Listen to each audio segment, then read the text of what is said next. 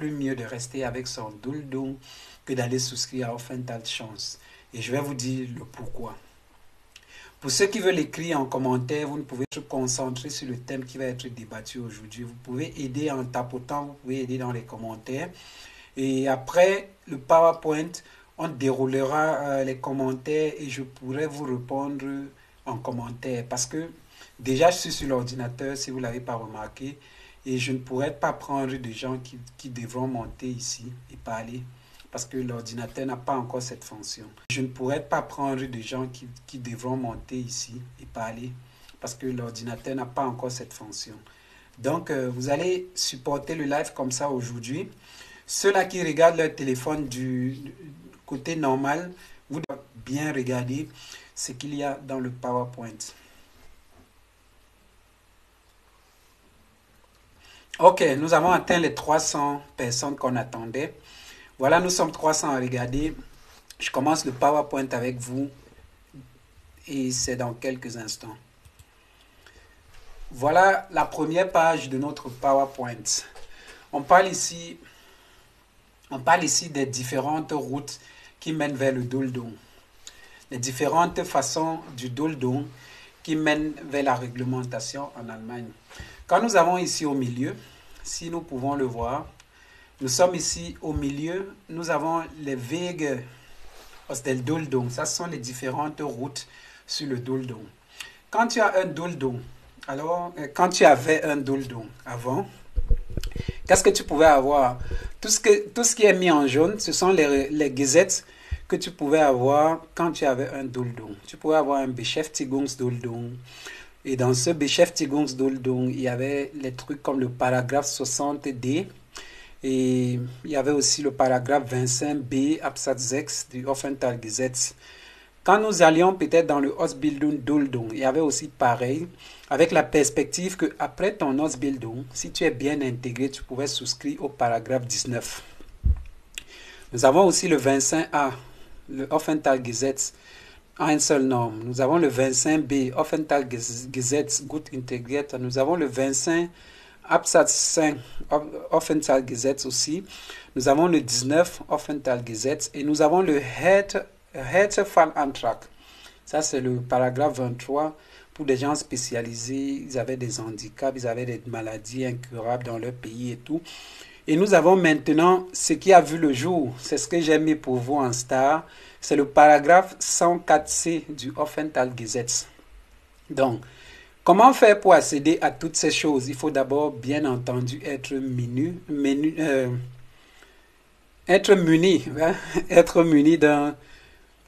d'un Duolingo. Et avant, quand tu es muni d'un Duolingo, tu vas donc étudier les différents critères que je vais continuer ici à élaborer avec vous pour pouvoir arriver à ce chemin. Voilà, maintenant, je pense que ma photo, vous n'avez plus besoin de la voir, je suis déjà là. Donc, voilà ce qui change dans le Aufenthaltschance. On a dit ceci. Le Aufenthaltschance a commencé le 31 décembre 2022. Et la malchance que nous avons, c'est que le 31 décembre 2025, ça sera terminé. On ne pourra plus continuer avec le Aufenthaltschance. Voilà déjà une mauvaise nouvelle pour nous. Donc on a dit, ceux qui ont le Beschäftigungsduolingo, il y a aussi l'espoir que vous pouvez accéder à cela. Et il y a aussi l'espoir que vous pouvez déposer votre candidature pour accéder à ce Aufenthaltschance. Mais avant de le faire, nous allons continuer à développer. Mit der Aufenthaltschance-Gesetz wurde aber nicht nur das Aufenthaltschance-Recht angeführt, sondern unter anderem. Donc, vous devez comprendre qu'avec la nouvelle loi du Aufenthaltschance, il n'y a pas seulement le paragraphe 104 qui est arrivé, mais il y a deux autres paragraphes qui ont catégoriquement changé. Ces paragraphes qui ont catégoriquement changé, c'est le paragraphe 25A, avec les citations que vous voyez là. Le 25A, ça a changé et ça commence maintenant à partir de 14 jusqu'à 26 ans. Et tu peux faire ton entraque jusqu'à ce que tu atteignes les 27 ans. Et voilà, on a dit il faut aller normalement à l'école. Et ceux-là qui étaient, ceux qu'on avait mis, il faut devoir faire 4 ans en Allemagne. Ça a été réduit à 3 ans. Et c'est la même chose pour le 25B. Il ne faut plus faire maintenant 6 ans en Allemagne pour l'appliquer, mais déjà à partir de ta 4e année, tu pourras l'appliquer. Donc voilà les deux Aufenthaltsgesetz qui ont déjà changé avec l'entrée du Aufenthaltschancerecht. Donc il faut déjà notifier ça. Voilà, maintenant nous arrivons à nos différents titres de séjour. Vous connaissez cette mère, elle est tout le temps sur Google. Voilà, ceux qui ont le Aussetzung für Abschiebung-Duldung. Donc ceux qui sont munis d'un Duldung, que ce soit Beschäftigungsduldung, Ausbildung-Duldung et tout. On nous a donné juste une chance. Et cette orientation qu'on nous donne en nous disant que si tu as un Aussetzung der Abschiebung-Duldung, ce n'est pas par hasard. C'est pour dire que ceux-là qui ont leur Beschäftigungsduldung, ceux-là qui ont leur Ausbildung-Duldung, vous avez d'autres moyens que vous pouvez utiliser pour arriver à votre Aufenthaltschance sans toutefois passer par le Chanceaufenthaltsrecht. Parce que si vous voulez encore passer par le Chanceaufenthaltsrecht pour avoir votre document étant muni d'un Ausbildung-Duldung ou d'un Beschäftigungsduldung, ça vous prendra encore plus de temps dans cet entracte avant d'arriver là, alors que vous êtes déjà à la porte.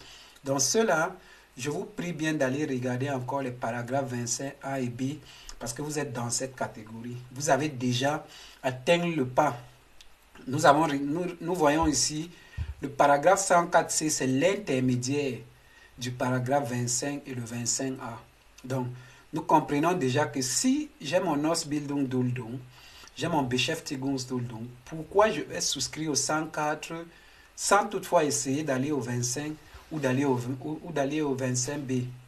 Donc, voilà un peu la technique qu'il faut utiliser. Donc, regardez déjà avec vos avocats et demandez-les si vous pouvez déjà souscrire au 25A ou B sans plus passer par le 104C. Parce que ceux-là qui passent par le 104C maintenant, vous vous mettez dans des difficultés. Parce que le 104C te prendra encore 1 an et demi pour que tu puisses encore arriver au 25. Alors que si tu es concentré, si tu restes concentré, tu pourras souscrire ta demande directement pour le 25A et B. Déjà que le Chanceaufenthaltsrecht a été mis en vigueur pour ces 3 catégories de Aufenthaltstitel.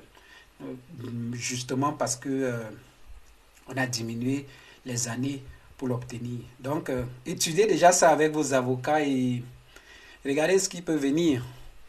Donc, nous allons sauter ceci. Ceux qui parlent anglais, demain, il y aura, le 24, il y aura un workshop. Ça sera en anglais et ça parlera de tout cela qui peuvent obtenir leur Aufenthaltschance. Donc, allez déjà vous inscrire. Je vais mettre même le site dans mes vidéos. Et vous allez aller vous inscrire. C'est le Flüchtlingsrat Baden-Württemberg. C'est souvent en ligne. Ça se passe de 18 à 20 heures. Donc, vous allez là-bas. Ceux qui parlent anglais, vous allez là-bas. Vous allez suivre aussi les explications en anglais. Malheureusement, je ne peux pas y aller. Ils m'ont demandé d'être là. J'ai dit, je ne peux pas participer parce que c'est déjà beaucoup pour moi. Voilà. Voilà, maintenant, nous arrivons au résumé total, au résumé de ce Aufenthaltschancerecht. Qu'est-ce qui est dit dans le Aufenthaltschancerecht? Écoutez très bien ce soir. Geduldete Ausländer, die sind insbesondere. Voilà ce qu'on appelle les Geduldete Ausländer, donc ceux-là qui ont obtenu la tolérance de rester en Allemagne. Les gens normaux avec un Duldung. Les gens avec un Ausbildung ou un Beschäftigungsduldung. Les gens avec un Duldung Light, paragraphe 60b. Les gens avec le permis d'avoir un Duldung, parce qu'ils ont un Duldung Bescheinigung. Voilà déjà cela. Et on dit attention, on ne veut pas que ton Duldung doit être appliqué au moment où tu veux appliquer ton Chanceaufenthaltsrecht. Ça doit être bien avant cela.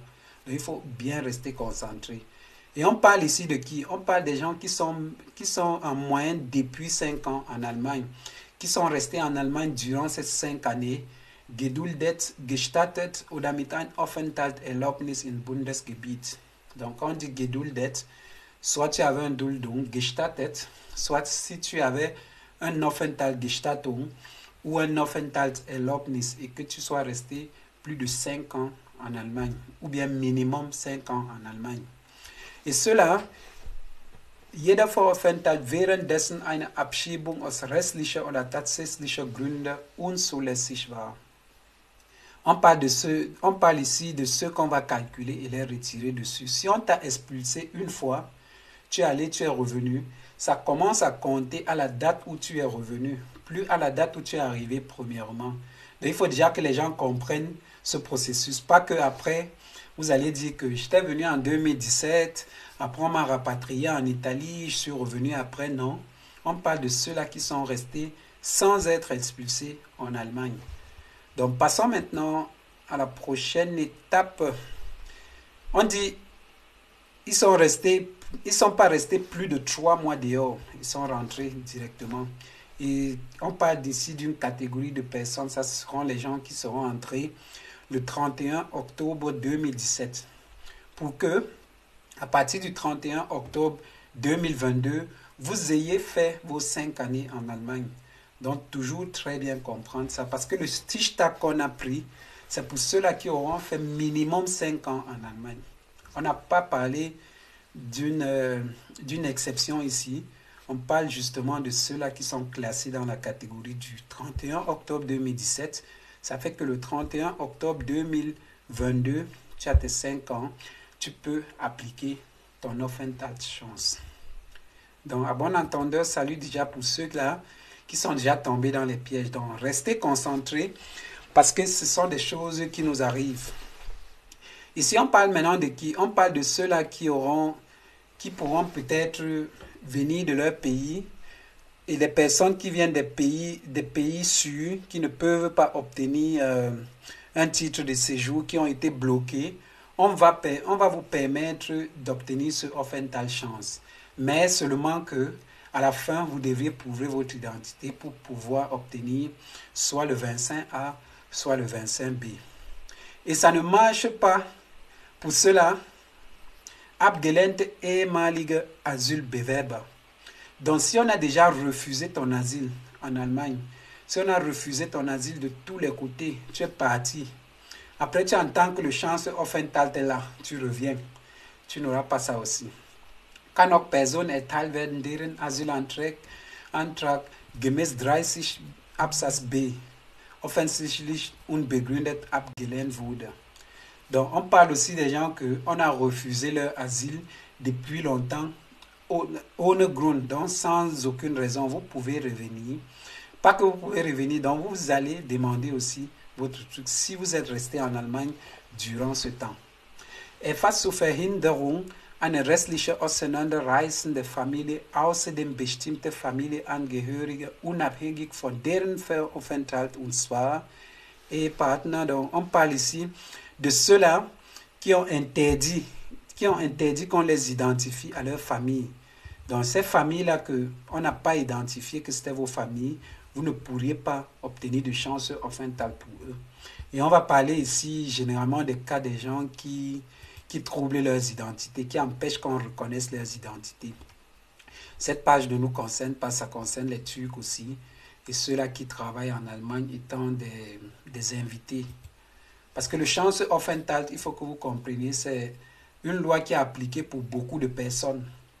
C'est pour un certain groupe de personnes. Il y a les Afghans qui ont leurs règles à part. Il y a les Africains qui ont leurs règles à part. Et il y a aussi les invités de EU qui ont leurs règles aussi bien à part. Donc, c'est tout ça. C'est la somme de tout ça qu'il faut qu'on comprenne. Et c'est ça que je suis en train de sauter ici parce que beaucoup de cela ne nous concerne pas. Voilà comment on fait maintenant si on veut rentrer dans le cercle du chance Aufenthalt. On dit, on peut vous donner ce chance Aufenthalt et on ne veut pas keine Ausweisung Interesse besteht. Ça veut dire, vous ne pourriez pas, vous n'êtes pas forcé de donner votre passe. Passpflicht nach paragraphe 3 erfüllt wird. C'est interdit. Donc parfois, on va te dire, donne ton passeport, mais tu peux aussi le entrer quand tu n'as pas la possibilité d'obtenir ton passeport et tu peux l'obtenir. können strafrechtliche Verurteilungen unterhalb der Tagessatzschwellen ein Ausweisungsinteresse begründen. On parle ici des lois. Je vous laisse comme ça voir les différentes lois pour ceux qui peuvent lire. Parce que moi, j'aime pas lire les lois, j'aime pas lire les paragraphes. C'est ennuyant et ça perd beaucoup de temps. Donc, ça vous permet de voir déjà la catégorie des personnes qu'on va leur refuser cette chance offentale. Parce que si tu dis déjà, tu as fait un faux straf de peut-être 50 Tage, tu pourras déjà être disqualifié. Donc, il faut toujours regarder ton casier judiciaire avant de t'engager dans une de ces procédures. Donc, ça ne nous concerne pas. Ça aussi ne nous concerne pas. Ça également. Je sais que vous n'aimez pas la lecture, donc j'essaie de vous épargner beaucoup de lecture. Voilà. Nous arrivons maintenant à un deuxième chapitre. Wie bekennt man sich zu freiheitlicher demokratischer Grundordnung? On parle ici du désordre démocratique en Allemagne. Comment tu reconnais que tu as respecté les ordres démocratiques et de la liberté en Allemagne? Donc, si on le regarde ici, on va voir peut-être, ça c'est les Aktenzeichen de Mannheim sur les loyautés. Donc, ça c'est pour ceux qui vivent dans le Baden-Württemberg. On devra étudier tout cela avec vous sur place. Mais pour des autres cités, ils n'auront pas de problème. Si nous passons ici, Reicht die Unterzeichnung der Erklärung. Bon, on demande ici, parce qu'on va vous donner ce Bekenntnis pour pouvoir regarder si vous répondez d'abord à tout cela. Et le paragraphe demandait si est-ce que cet éclaircissement va suffire pour qu'on puisse vous donner les papiers. Voilà les différents trucs qu'on a cités. Vous avez le Prüfungsrecht, Bekenntnis darf kein reiner Lippenbekenntnis sein, glaubhafte Hinwendung, nach der Verwaltungspraxis. Donc tout ça c'est en allemand. Je ne peux pas vous les lire, c'est très long et ça vous concerne pas aussi tellement. Parce qu'on sait que beaucoup de gens n'ont pas commis tous ces délits dont on va citer ici. On parle des délits qu'on a déjà jugés au Verwaltungsgericht de Stuttgart. Donc on parle ici de Bekenntnis zur freiheitlichen demokratischer Grundordnung. Eine Einbürgerung ist im Rahmen einer persönlichen Befragung zu prüfen. Donc tout ça, ce sont les lois qui vont permettre de lancer cette identification une fois que quelqu'un est suspect. Donc quand tu es déjà suspect, tous ces paragraphes, tous ces articles qui ont été visités au truc, on va regarder si on peut le faire sur vous. Et la procédure n'est pas justement pour tout le monde. Donc, c'est ça, je dis, quand tu n'es pas déjà dans ce cercle de délinquants, tu n'as pas à t'en faire parce que tout ça, ça ne va pas te concerner. Voilà, il y a quelqu'un qui se posait la question, est-ce que lancer ce processus de vérification est tellement important et pourquoi on le fait? On fait tout ça en fait parce que ça se base, on dit d'abord, ça se base sur les phrases qu'on peut te poser autour des trucs pour savoir si vraiment tu réponds à cet ordre démocratique en Allemagne. Et ça se passe justement quand on te dit Leben in Deutschland, peut-être comme un test, ou bien le Einbürgerung-Test. Voilà déjà les deux articles que tu devrais avoir en main. Le Leben in Deutschland, ça te permet de savoir si tu reconnais déjà un certain nombre de choses en Allemagne. Si tu sais qu'il y a le droit de voter, si tu connais peut-être les institutions allemandes, si tu connais déjà les trucs comme se plaindre devant les organes administratifs, si tu connais les trucs comme respecter le code de la route et tout ça. Voilà les questions en fait qu'on vous pose dans cette démocratische Grundordnung. Et ça se passe à un examen, Lebens in Deutschland ou bien Einbürgerung-Test, je ne sais pas, comme vous le voulez. Donc voilà, tout ça qu'on a cité ici, et je pense que ça vous concerne aussi, donc il faudra déjà le faire. On dit, le paragraphe 104c, Aufenthaltsgesetz, eine geduldete Ausländer soll eine Aufenthaltserlaubnis erteilt werden, wenn er sich am Stichtag 1. Januar 22 seit 5 Jahren in das Bundesgebiet aufgehalten hat und er sich zur freiheitlichen demokratischen Grundordnung der Bundesrepublik bekennt. Ici, on parle de qui se reconnaît dans le paragraphe 104c. Quand tu arrives dans le paragraphe 104c du Aufenthaltsgesetz, tu dois avoir fait minimum 5 ans en Allemagne et que tu as respecté cet ordre démocratique qu'on vient de citer dans la République allemande. Quand tu reconnais tout ça maintenant, tu peux déjà être admis au 104c. Maintenant, on parle d'une deuxième catégorie de personnes, dem Ehegatten, dem Lebenspartner und minderjährige Lehenkinder, die mit einem Begünstigen ab Absatz 1 in häuslicher Gemeinschaft leben sollen. Soll unter der Voraussetzung der Absatz 1 Nummer 1 und 2 eine Aufenthaltserlaubnis erteilt werden. Maintenant, on nous parle du 104c en catégorie 2. C'est pour quelqu'un, c'est pour un couple qui vit dans une maison avec un mineur. Et ce mineur est un fils unique et ils vivent ensemble. On pourra lui donner aussi un Aufenthaltstitel. Ça veut dire, pour ces familles, ils doivent être reconnus entre 1, 3, 5, 7 et 9 ans pour pouvoir obtenir ce chance Aufenthaltsrecht aussi pour toute la famille. On continue. Abgabe durch die Eltern, ça ne nous concerne pas également. Voilà, on passe maintenant au chapitre 3. Pour ceux-là qui brûlent déjà, qui veulent poser les questions, vous attendez. On va aller jusqu'au bout. Je suis déjà presque à la moitié. Et dès que je finis, j'active les commentaires. Et s'il vous plaît, on va lire les commentaires pas à pas parce qu'il y a beaucoup de commentaires. Je sais que les gens sont pressés de lire et comprendre ce qui se passe réellement. Donc, soyez sans crainte. Les bonnes choses arrivent. Wenn die Voraussetzungen für eine Chancenaufenthalt vorliegen.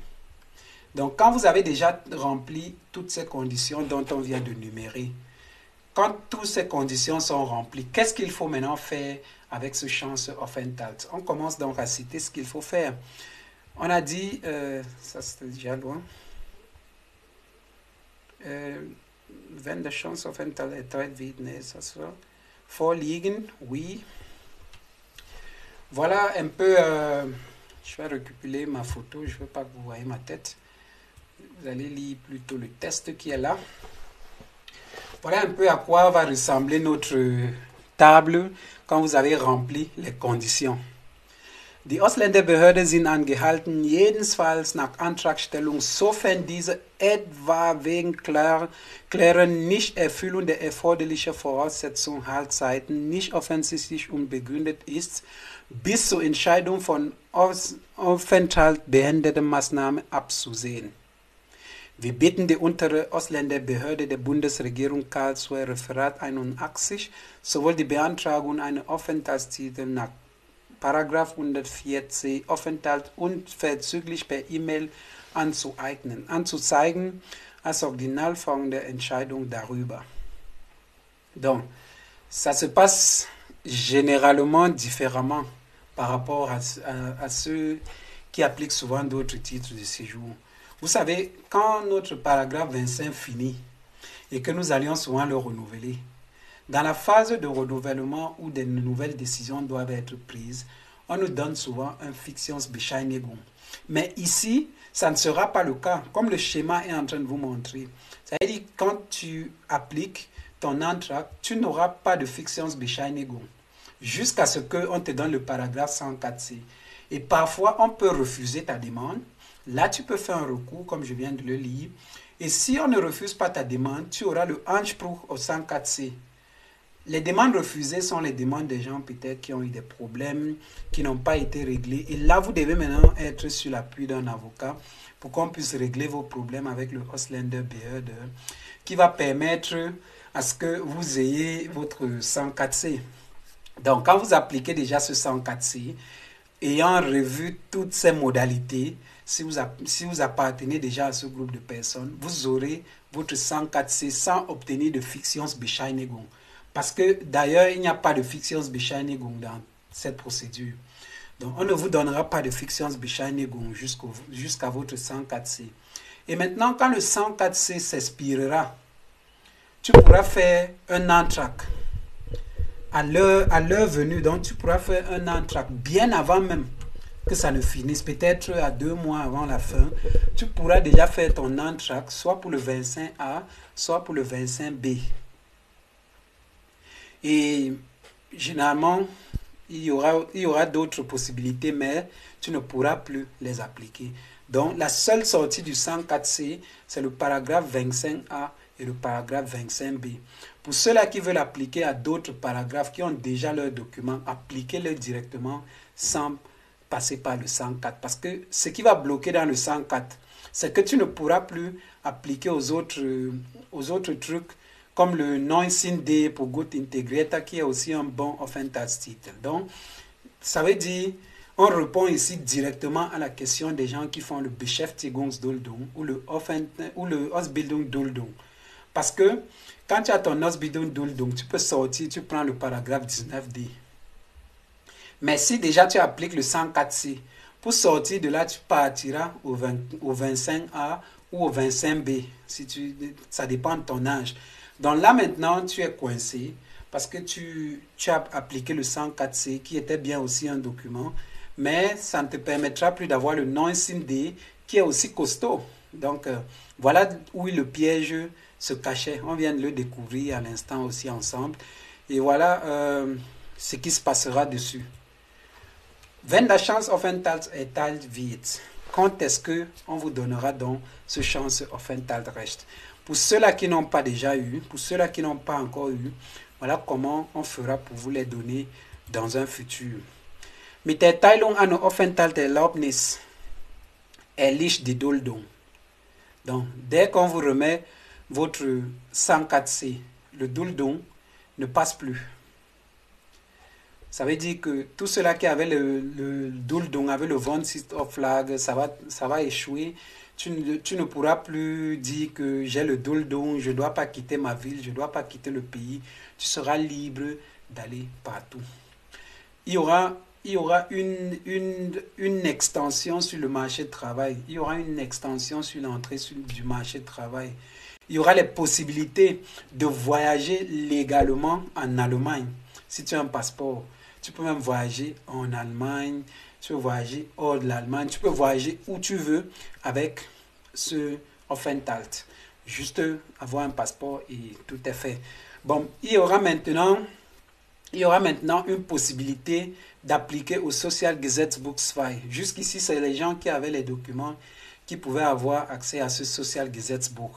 Mais maintenant, le Sozialgesetzbuch 2, des Leistungen qui nous concernent, on pourra l'appliquer là-bas. Je pense que dans le Sozialgesetzbuch 2, il y a aussi le Wohngeld, il y a d'autres applications et tout ça là-bas. On va vous berechnen ça là-bas. Et il y a aussi le Sozialgesetzbuch 7. Donc, on pourra aussi avoir accès à tous ces Anspruchs. Il y aura aussi une possibilité d'avoir les cours d'intégration, il y aura une capacité d'étudier autant que tu veux. Il y aura les capacités d'obtenir ton Kindergeld si tu as une mère d'enfant. Il y aura les capacités d'obtenir même les Leistungen du BAföG. Donc, on pourra financer tes études. Pour ceux-là qui veulent fréquenter en Allemagne, tu pourras déjà obtenir une bourse pour pouvoir continuer tes études. Mais attention, il n'y aura pas avec ce Aufenthaltschance malheureusement une possibilité de faire venir ta famille en Allemagne. Voilà encore une fois de plus, cette loi met des barrières. Tu ne pourras pas faire venir ta famille une fois que tu es dans ce Aufenthalt. Il y a des questions, ça c'est sûr. Les gens se posent beaucoup de questions, les gens s'énervent parce que une loi ne peut pas à la fois te donner des avantages et te bloquer encore des routes sur les inconvénients. Donc, voilà un peu le contenu du Chancenaufenthalt.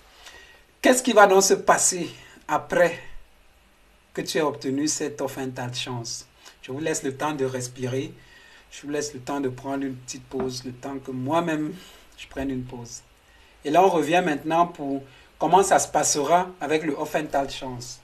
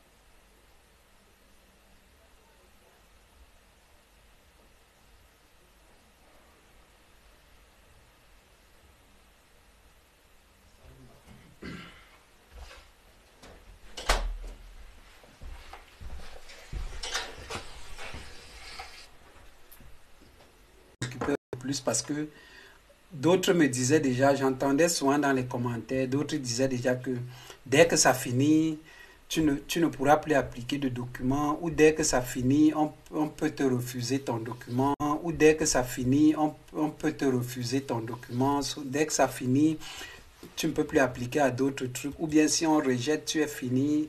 Bon, peut-être on avait mal entendu, mais voilà ce qui va se passer. On dit le Aufenthaltschance. Während des Aufenthalts nach Satz 3 kann man nur eine Aufenthaltserlaubnis nach Paragraph 25a oder b erteilt werden. Voilà déjà la suite du Aufenthaltschance. Ça veut dire, dès que tu sors de là, tu auras deux possibilités. Soit tu obtiens le 25A, soit tu obtiens le 25B. Donc voilà les deux Aufenthaltstitel qui viennent après le Chanceaufenthalt. Et voilà comment on l'a départagé sur le schéma.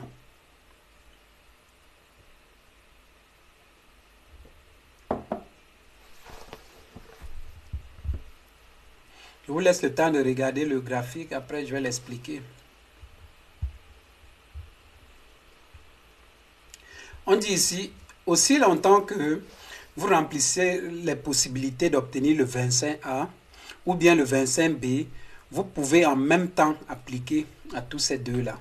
Donc, si vous remplissez déjà toutes ces conditions après votre test du 104C, vous pouvez remplir les conditions en appliquant le 25B et le 25A et vous l'obtenez directement.